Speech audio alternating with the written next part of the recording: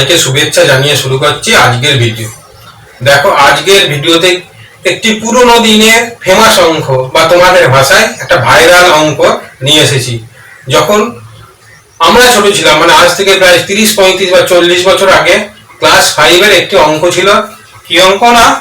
গরু মহিষের অঙ্ক। এই অঙ্কটি খুবই ফেমাস অঙ্ক ছিল। তখন এই অঙ্কটা 5-এ একদম প্রথমের দিকে, যেখানে পূর্ব পাঠের পূর্ব আলোচনা থাকতো, সেইখানে এই 6 কি 7 পাতায় এই অঙ্কটা থাকতো। আর তখন প্রত্যেক ছেলে মেয়ে কি ক্লাস 5-এ হাই স্কুলে ভর্তি হতো। তখন কোনো প্রাইমারি স্কুলে ক্লাস 5 ছিল না, তাই সকলকেই হাই স্কুলে ভর্তি হতে হতো। আর এই ক্লাসে ভর্তি হওয়ার পর স্যারেরা মুখিয়ে রাখতেন এই অঙ্কটা দিয়ে বাচ্চাদের টেস্ট করা, এবং যারা এই অঙ্কটা পারতো বা করে দেখাতে পারতো তারা ক্লাসের ভালো ছেলে হিসাবে গণ্য করা হতো।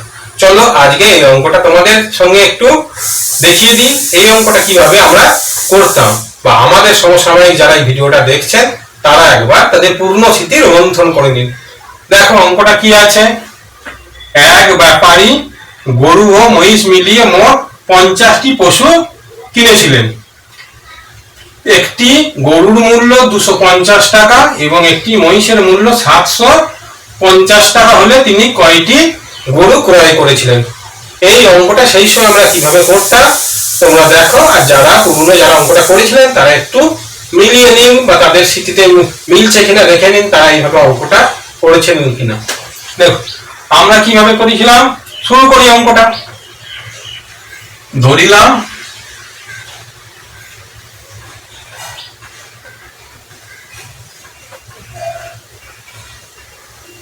ধরিলাম তিনি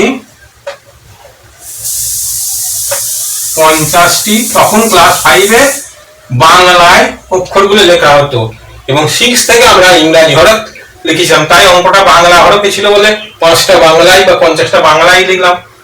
ধরলাম তিনি 50টি মহিষ কিনেছিলেন।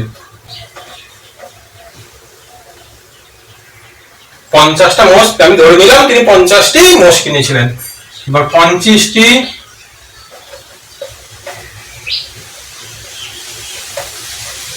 মহিষের দাম কত হবে? তাহলে একটা মহিষের ছিল 750 টাকা করে, তাহলে 50টা মহিষের দাম হবে, এটাকে গুণ করে দিলেই বেরিয়ে যাবে। গুণটা তোমরা করবে, দেখো কত বেরোবে, 37,500 টাকা। এবার কি হয়েছে দেখো, সে ক্রয় করেছিল কত টাকা? 25,500 টাকা। এখানে তার লেগে গেল কত? 37,500 টাকা। তাহলে তার বেশি লাগলো কত টাকা? তাহলে 50টি মহিষ কেনার জন্য দাম বেশি দিতে হয়। কত টাকা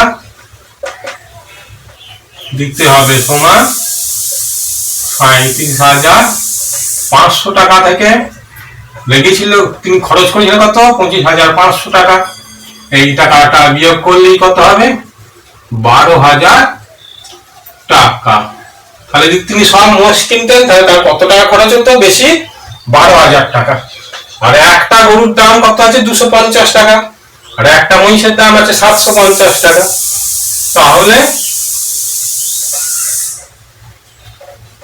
একটি মহিষের জন্য মহিষের দাম বেশি সমান কত টাকা? 750 বিয়োগ 250। একটা মহিষের দাম 750 টাকা, একটা গরুর দাম 250 টাকা, তাহলে বেশি টাকা কত দিতে হচ্ছে? 500 টাকা। সে মোট কত টাকা বেশি দিয়েছে? 12,000 টাকা। তাহলে একটা গরু কিনে তাকে বেশি দিতে হতো কত? 500 টাকা। একটা গরু হলে একটা মহিষ কিনলে তাকে 12,000 টাকা বেশি দিতে হয়েছে। অতএব তিনি গরু কিনেছিলেন কত হবে?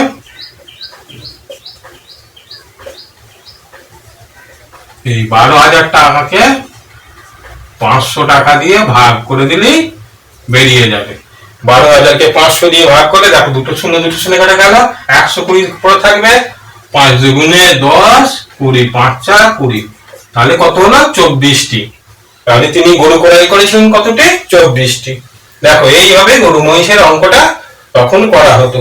যারা এই অঙ্কটা তখন দেখনি তারা এই অঙ্কটার সঙ্গে পরিচিত নয়, এবং সেই সময়ে যারা আছেন তারা অবশ্যই এই অঙ্কটির সঙ্গে পরিচিত।